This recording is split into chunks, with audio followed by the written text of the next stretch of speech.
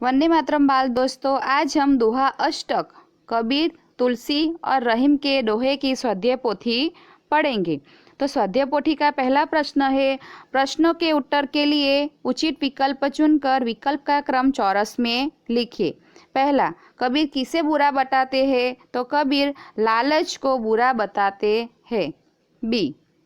दूसरा, गरीब की क्या व्यर्थ नहीं जाती? तो गरीब की हाय व्यर्थ नहीं जाती। डी।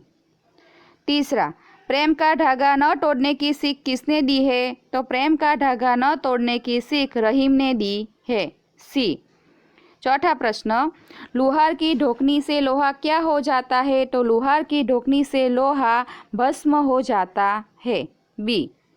प्रश्न नंबर 2, कोष्टक में दिए गए शब्दों में से उचित शब्द चुनकर रिक्त स्थानों की पूर्ति कीजिए। तो पहले, बड़ा हुआ तो क्या हुआ? जैसे पेड़ खजूर। दूसरा, साधु सूप जैसा होना चाहिए। तीसरा, मक्खी गुड़ में गड़ी रहती है। चौथा, तरुवर फल नहीं खाता। प्रश्न नंबर 3, निम्नलिखित विधान के सामने सही और गलत विधान के सामने गलत का चिन्ह कीजिए। पहला, खजूर का पेड़ नीचा होता है, गलत। दूसरा, कबीर चोरी को बुरी बला मानते हैं, तो गलत। तीसरा, तुलसी सबसे हिल मिलकर रहने की सलाह देते हैं, तो सही। चौथा, प्रेम का धागा टूटने पर फिर से जैसा था वैसा जुड़ जाता है, तो गलत।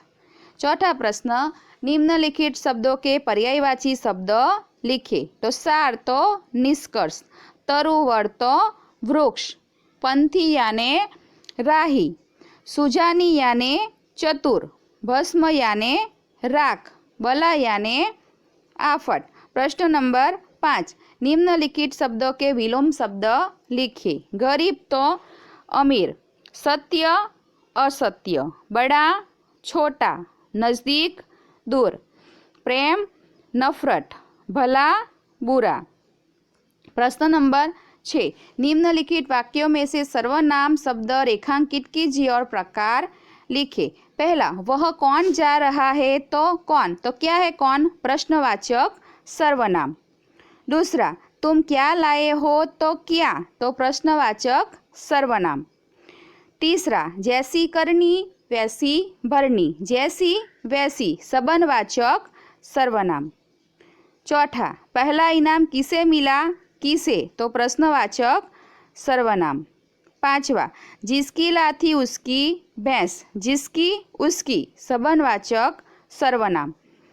छठा, आप किसके साथ बाजार जाएंगे? तो किसके, प्रश्नवाचक सर्वनाम। प्रश्न नंबर 7, निम्नलिखित मुहावरे का अर्थ देकर वाक्य में प्रयोग कीजिए। तो हिल मिल चलना, तो उसका अर्थ क्या होता है? सहयोग करना। और उसका वाक्य, हमें सबके साथ हिल मिलकर चलना चाहिए।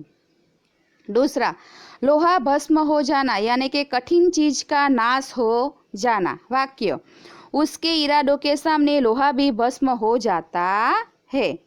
तीसरा, हाथ मलना यानी कि पछताना। तो वाक्य, परीक्षा में असफल होने पर छात्र हाथ मलता रह गया।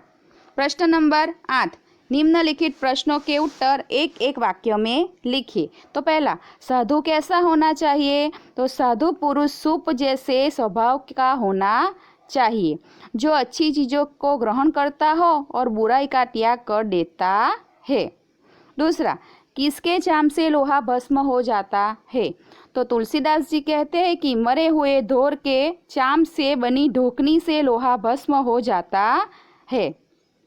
तीसरा, रहीम जी का पूरा नाम क्या है? तो रहीम जी का पूरा नाम अब्दुल रहीम खान खाना है। चौथा, तुलसीदास जी ने किस ग्रंथ की रचना की है? तो तुलसीदास जी ने रामचरितमानस नामक प्रसिद्ध ग्रंथ की रचना की है। पांचवा, खजूर का पेड़ कैसा होता है? तो खजूर का पेड़ बड़ा होने पर भी बिन उपयोगी है, क्योंकि उसमें पंथी को छाया नहीं मिलती और उसके फल भी बहुत ऊंचाई पर लगते हैं। प्रश्न 6, कबीर जी हिंदू और मुस्लिम दोनों को कैसा रहने को कहते हैं? तो कबीर जी ने हिंदू और मुस्लिम दोनों को अपनी गलतियों पर फटकारते हुए दोनों को हिल मिलकर रहने का उपदेश दिया है। प्रश्न 9, निम्नलिखित प्रश्नों के उत्तर 2-3 वाक्यों में लिखिए। तो पहला, सज्जन लोग अपनी संपत्ति का उपयोग कैसे करते हैं? तो वृक्ष अपने फल स्वयं नहीं खाता, सरोवर अपना पानी स्वयं नहीं पीता, वैसे ही सज्जन भी अपनी संपत्ति का उपयोग स्वयं न करके उसका उपयोग दूसरों की भलाई के लिए करते हैं। दूसरा, रहीम के मतानुसार प्रेम के धागे में गांठ कब पड़ जाती है? तो रहीम के मतानुसार प्रेम के धागे को झटकने से उसके में गांठ पड़ जाती है। प्रेम का धागा एक बार टूटने से फिर नहीं जुड़ता और जुड़ने पर उसमें गांठ पड़ जाती है। तीसरा, मक्खी को हाथ मलने और सिर घूनने की नौबत कब आती है? तो मक्खी अपनी लालच के कारण गुड़ पर बैठती है और गुड़ में फंस जाती है। मक्खी गुड़ से निकलने के लिए बहुत प्रयत्न करती है।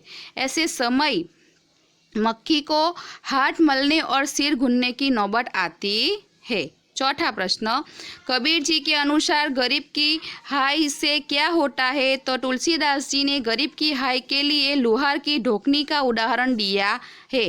ढोकनी मरे हुए जानवर के चमड़े से बनाई जाती है। इस ढोकनी से लोहा भी भस्म हो जाता है।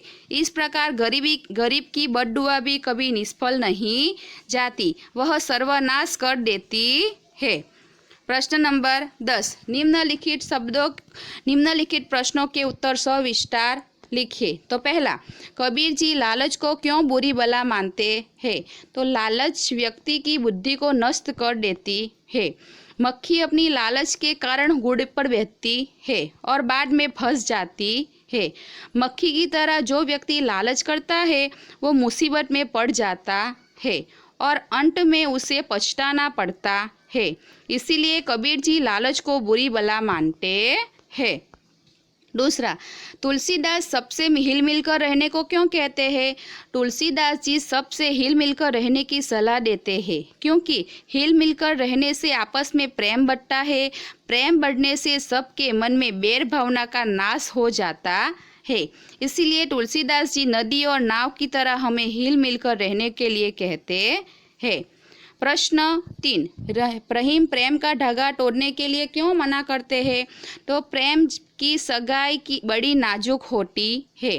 धागे के माध्यम से रहीम जी कहते हैं कि जोर से झटकने से वह टूट जाता है। एक बार टूट जाने पर ये फिर से नहीं जुड़ता और यदि जुड़ भी जाए तो उसमें गांठ पड़ जाती है। इसीलिए रहीम प्रेम के धागों को तोड़ने से मना करते हैं।